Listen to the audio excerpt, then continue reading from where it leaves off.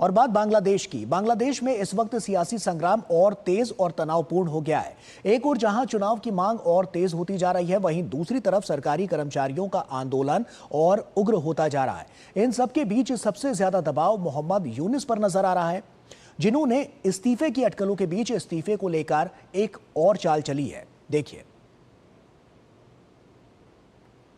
सियासी दलों के बढ़ते दबाव का सामना कर रही मोहम्मद यूनुस की अंतरिम सरकार की चुनौतियां कम होती दिखाई नहीं दे रही हैं। एक के बाद एक विरोध प्रदर्शन बताने के लिए काफी हैं कि जिस उम्मीद के साथ बांग्लादेश की जनता ने यूनुस को सिर आंखों पर बैठाया था, उस पर वे खरे नहीं उतर रहे हैं।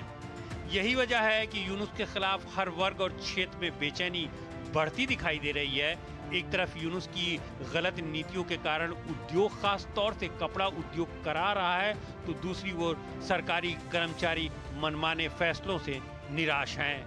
बढ़ते दबाव के कारण शनिवार से हड़ताल पर बैठे सिविल सेवकों के सामने झुकते हुए सरकार ने लोक सेवा अध्यादेश को वापस लेने का भरोसा दिया। सिविल सेवकों ने फिलहाल हड़ताल तो जरूर स्थगित कर दी है, लेकिन शिक्षकों ने अपनी मांगों को धार देते हुए राष्ट्रव्यापी अभियान शुरू कर दिया है। वेतन में वृद्धि की मांग के साथ हजारों प्राइमरी टीचर अनिश्चित हड़ताल पर चले गए हैं। यूनुस प्रशासनिक दबाव तो जैसे तैसे झेल ले रहे हैं, लेकिन सियासी और सेना के मोर्चे से आने वाले दबाव की गोलियों का सामना मुश्किल से कर पा रहे हैं। सेना ने दो टूक कह दिया है कि देश की संप्रभुता से किसी तरह का समझौता बर्दाश्त नहीं। कई दिनों से सेना और सरकार के बीच मतभेद की अटकलों को सेना की तरफ से सोमवार को जरूर खारिज किया गया, लेकिन साथ ही इशारों में इस मनमुटाव को और हवा भी दे दी। सेना ने प्रस्तावित रखा इन कॉरिडोर पर एक बार फिर यूनुस को सख्त संदेश देते हुए कहा कि वो देश की सुरक्षा से समझौता वाली किसी भी गतिविधि में शामिल नहीं होगी। सेना प्रमुख इस कॉरिडोर को खूनी गलियारा बताते हुए देश की सुरक्षा के लिए बड़ा खतरा बता चुके हैं। अब एक बार फिर सेना प्रमुख के इसी रुख को आगे बढ़ाते हुए साफ कर दिया है कि देश की स्वतंत्रता, सुरक्षा और संप्रभुता पर कोई समझौता नहीं किया जाएगा। सेना की नाराजगी सिर्फ कॉरिडोर तक ही सीमित नहीं है, बल्कि एक गैर निर्वाचित सरकार द्वारा व्यवस्था में किए जा रहे बड़े बदलाव को लेकर भी है, जिसका असर सामाजिक, राजनीतिक और न्यायिक प्रक्रिया पर पड़ता दिखाई दे रहा है। ये यूनुस की नीतियों का प्रभाव है कि सुप्रीम कोर्ट ने मौत की सजा पाए जमाते इस्लामी के नेता एटीएम अजहरुल इस्लाम को बरी करते हुए सजा को वापस ले लिया। अजहरुल को लिबरेशन वार के दौरान युद्ध अपराधों के आरोप में गिरफ्तार किया गया था।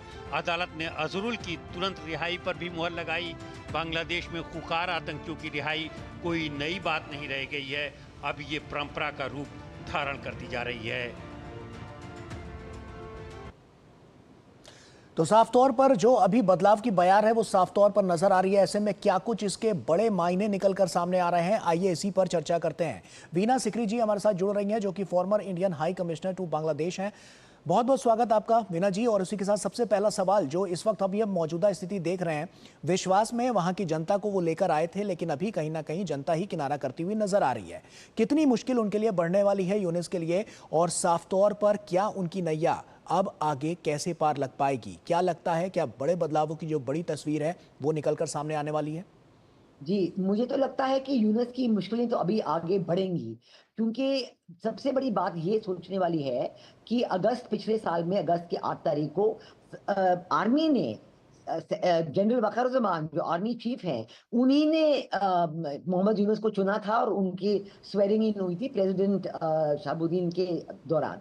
तो अब जो है इन्हीं जनरल वकारुज्जमान ने 21 मई को अपनी सभा में, अपने पूरे आर्मी ऑफिसर्स की सभा, जिसमें सारे आर्मी ऑफिसर्स बाहर भी जिनकी है पोस्टिंग, वो भी अपने जूम लिंक पे ज्वाइन किए थे, और उन्होंने 2-4 बातें साफ कही थी। सबसे बड़ी बात उन्होंने कही थी कि हमें इलेक्शंस इस साल दिसंबर के पहले चाहिए। पिछले साल भी वकारुज्जमान ने कहा था कि 18 महीने के बाद इलेक्शन होने चाहिए, यानी कि इस दिसंबर। अब ये दिसंबर के सिर्फ 6-7 महीने रह गए हैं। तो यूनुस की सरकार जो है उसके पीछे तो जमात इस्लामी है, सारे इस्लामिस्ट ग्रुप है। यूनुस तो बिल्कुल अपने आप में कोई ऐसे इंडिपेंडेंट शख्स है ही नहीं, वो तो सिर्फ वही करता है जो जमात इस्लामी उसे कहती है। और जमात इस्लामी बिल्कुल नहीं चाहते कि इलेक्शन जल्दी हो, क्योंकि इन 7, 8, 9 महीनों में उन्होंने ये अच्छी तरह से समझ गए हैं कि अभी तक अवामी लीग का सपोर्ट कायम है।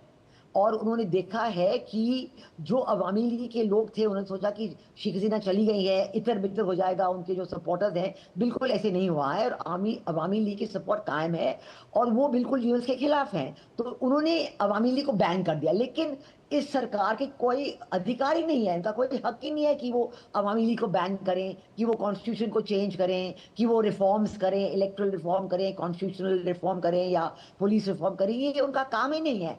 इंटरिम रिजीम का काम सिर्फ ये होता है कि वो इलेक्शन कराए 3 महीने के अंदर अंदर और जो नई इलेक्टेड सरकार है वो ही सब चीजों को देख सकती है, वही रिफॉर्म कर सकती है, वही डिसाइड कर सकती है कि किसी पार्टी को बैन करना है कि नहीं। तो इसलिए जो यूनस ने ये काम अपनी तरफ से जमात इस्लामी के कहने पर शुरू किया है कि कॉन्स्टिट्यूशन को चेंज करो, कॉन्स्टिट्यूशन में बदलाव लाओ, लिबरेशन वॉर का सारा नाम भूल जाओ और अपना नया सेकेंड रिपब्लिक डिक्लेयर करो, ये सब चीजें बिल्कुल आवाम को पसंद नहीं है। और हमने देखा है अब तो उन्होंने बिल्कुल आवाम के खिलाफ, प्राथमिक टीचर जो हैं विलेजेस में उनके खिलाफ और सेक्रेटेरिएट के लोग उनके खिलाफ एक लॉ निकाले कि आपको हम बिल्कुल डिसमिस कर सकते हैं। तो पूरा बांग्लादेश का आवाम जो है अब आज आगे उठ के खड़ा हुआ है यूनस के खिलाफ। और वो कोशिश तो कर रहे हैं, पर लेकिन आर्मी का जो रवैया है जी। इलेक्शंस पे और दूसरा ये जो ह्यूमैनिटेरियन कॉरिडोर है उस पे उन्होंने बड़ी सख्ती से कहा है कि हमें बिल्कुल इसको स्वीकार नहीं करेंगे, क्योंकि ये बांग्लादेश की सॉवरेनिटी के खिलाफ है। तो इसलिए इन बहुत बड़ी बड़ी चीजों पे ह्यूमैनिटेरियन कॉरिडोर, अराकान आर्मी के साथ रिश्ते जो हैं, और दूसरी बात इलेक्शंस पे, इन पे बहुत डिफरेंस ऑफ ओपिनियन हो गया है। और मुझे लगता है कि यूनस जो है वो इलेक्शंस को नहीं संभाल पाएंगे, उनका तो हक बनता ही नहीं कि वो इलेक्शंस करें। अब तो सिर्फ एक चीज हो सकती है कि आर्मी अपना एक और केयरटेकर गवर्नमेंट बनाए और उनके जरिए इलेक्शंस कराए। ऐसे में अगर आर्मी का साथ नहीं मिलता है तो ये इनके लिए कितनी बड़ी चुनौती होगी आने वाले समय में। और साफ तौर पर जैसा कि ये मांग कर रहे हैं कि अगले साल जून तक यहाँ पर इलेक्शन हो, जबकि बात ये निकलकर सामने आ रही है कि दिसंबर में मांग की जा रही है। तो ऐसे में इन दोनों बातों को अगर समझने की कोशिश की जाए तो यहाँ पर कितना बड़ा फर्क और कितना बड़ा अंतर नजर आता है जो इनके लिए और बड़ी चुनौती पेश करता हुआ नजर आता है। जी बिल्कुल, ये जो इलेक्शंस की बात है, कहने को तो यूनस कह रहे हैं कि हम जून अगले साल तक कराएंगे, लेकिन हमें पता है कि ये भी गलत है, क्योंकि उनके जो सपोर्टर्स हैं जमात इस्लामी और अन्य सपोर्टर्स, और ये नई जो पार्टी वहां पे बनी है नेशनल सिटीजन पार्टी, जो कहते हैं स्टूडेंट्स पार्टी, लेकिन वो स्टूडेंट्स तो है ही नहीं, वो तो बिल्कुल एक नई पार्टी बनी है। अच्छा, उन्होंने सैटरडे को 3-4 दिन पहले उन्होंने डेमोन्स्ट्रेशन करने की कोशिश की थी यूनस के सपोर्ट में, कि हाँ आप उनके समर्थक हैं, उनके सपोर्ट में डेमोन्स्ट्रेशन करेंगे। एक तो बहुत कम लोग आए, कोई लोग आए ही नहीं, और दूसरे वो जो स्लोगन्स रेज कर रहे थे कि यूनस जी को 5 साल रहने दीजिए, यूनस 5 साल रहेंगे, और उन्होंने कहा था कि बिल्कुल यूनस को प्रेसिडेंट बना दीजिए। तो ऐसे ऐसे स्लोगन्स रेज कर रहे थे जिससे उनका जो जो यूनस के ख्याल हैं उनका जाहिर हो रहा था कि यूनस तो चाहते ही नहीं कि इलेक्शन हो। और यूनस ने 2007 से लेके आज तक, उन्होंने 2007 में भी कोशिश की थी कि वो नेशनल पॉलिटिक्स में हिस्सा लें और वो इलेक्ट हो जाएं, लेकिन उनके कोई समर्थक थे ही नहीं। उनकी बड़ी ग्रामीण बैंक तो जरूर है, कहते हैं कि ये विलेजर्स की बैंक है, लेकिन विलेज लेवल पे उनकी सपोर्ट है ही नहीं। और इसलिए उस बार भी और इस बार भी वो बिल्कुल सफल नहीं हुए हैं कि वो पॉपुलर सपोर्ट लें। इसलिए ये पता चलता है कि वो चाहते सिर्फ ये हैं कि उनको 5 साल रखा जाए और वो बिना किसी रिस्पॉन्सिबिलिटी के, बिना किसी अकाउंटेबिलिटी के वो ही करते जाएं जो उनकी मनमानी है।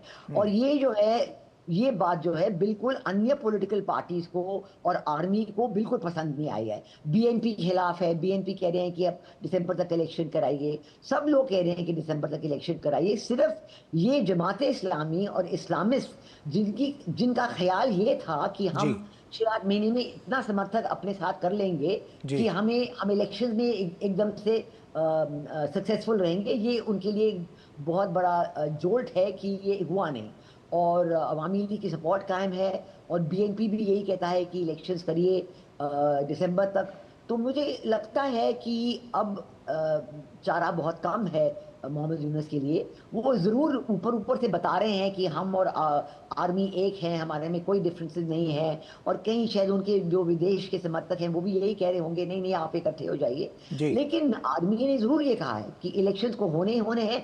दूसरी बात कि हम ह्यूमैनिटेरियन कॉरिडोर सपोर्ट नहीं करते म्यांमार के साथ, हम्म। और तीसरी बात ये कहा है उन्होंने कि लिबरेशन वॉर की वैल्यूज वो हमारे लिए नॉन बिल्कुल। नेगोशिएबल। वीना जी, ऐसे में अगर देखें तो बड़ी परेशानियां क्या नजर आती हैं बांग्लादेश के सामने जो अभी चुनौती के तौर पर खड़ी हैं, और साफ तौर पर अगर कोई बड़ा परिवर्तन होता है तो आगे किस तरह की जो स्थितियां हैं वो रहने वाली है? क्योंकि साफ तौर पर हमने देखा है कि अगर हम बीते साल की बात करें, बहुत कुछ बांग्लादेश ने झेला है, और अभी आज के दौर की अगर हम बात करें तो बहुत कुछ उसको पीछे धकेलने के लिए भी कारगर रहा है।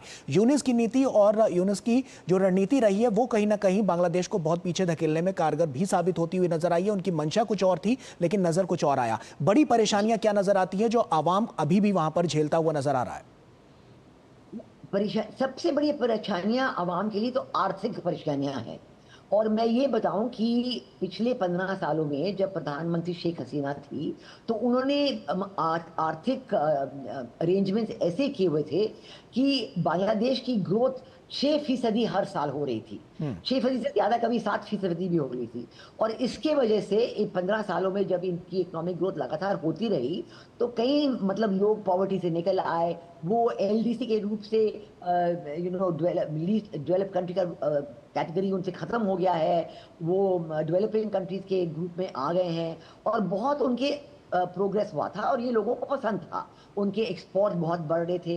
भारत के साथ उन्होंने ऐसे समझौते, इकोनॉमिक एंड कनेक्टिविटी अरेंजमेंट्स बनाए थे जिनको म्यूचुअली बेनिफिशियल थे। उनको फायदा था, हमको फायदा था, और सबके लिए अच्छा था कि ये इकोनॉमिक अरेंजमेंट्स हो रहे थे, बड़े अच्छी तरह से चल रहे थे। अब जब से मोहम्मद यूनुस आए हैं, उन्होंने एक ऐसा एंटी इंडियन रवैया अपनाया है। हर बात पे भारत को ब्लेम करना, हर बात पे भारत के खिलाफ करना। बल्कि जब वो चीन गए तो उन्होंने नॉर्थ ईस्ट इंडिया के खिलाफ भी बात करने लगी कि देखिए, नॉर्थ ईस्ट इंडिया तो हमारे कब्जे में है, हम जब चाहते हैं वो बंद कर सकते हैं। चीनियों को कहते हैं आप यहाँ पे आइए, हम आपको एक्सेस देंगे। ऐसे मतलब उलट सुलट बातें जो बिल्कुल। और ये जो उनका एंटी इंडियन कार्ड जो है, मेरा ख्याल है उन्होंने इसको ओवर प्ले कर दिया है, और लोग अब तंग आ गए हैं, क्योंकि लोग अब कह रहे हैं कि पहले अच्छा था, तो हमें ये एंटी इंडियनिज्म नहीं चाहिए। उनको पता है कि जब यूनुस बांग्लादेश और भारत के बीच ट्रेड रोक रहा है, तो उससे बांग्लादेश के लोगों को मुश्किल हो रही है निश्चित तौर पर। और ये मुश्किलें साफ तौर पर देखने को भी मिली थी कि किस तरह की स्थिति से अभी बांग्लादेश निकल रहा है, और साफ तौर पर अभी भी वहां मौजूदा जो स्थिति है वो काफी दयनीय बनी हुई है। और ये जो संकट है ये और ज्यादा गहराता हुआ जा रहा है, और किस कदर इसकी जो तस्वीर है वो लगातार बदलती हुई नजर आएगी। सब पर हमारी लगातार नजर बनी हुई है। वीना जी, आप बने रहिए हमारे साथ, क्योंकि वक्त यहाँ पर एक छोटे से ब्रेक का हो गया है, लेकिन